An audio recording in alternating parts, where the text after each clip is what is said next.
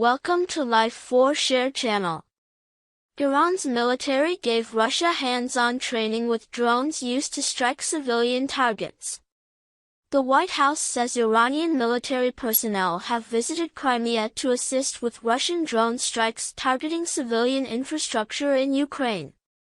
John Kirby, the communications coordinator at the National Security Council, said Iran's training visit was evidence of Tehran's direct engagement in the conflict.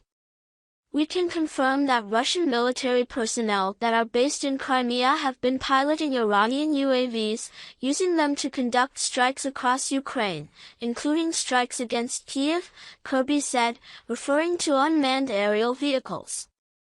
CNN previously reported that Iranian military personnel had been sent to Crimea to train Russian forces.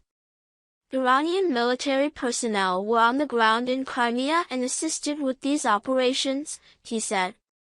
Russia has received dozens of UAVs so far and will likely continue to receive additional shipments in the future.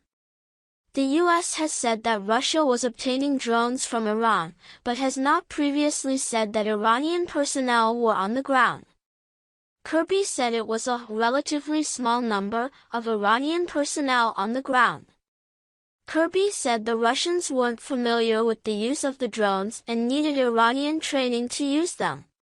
He added that the U.S. is now concerned that Russia will seek additional weapons, including surface-to-surface missiles, from Iran.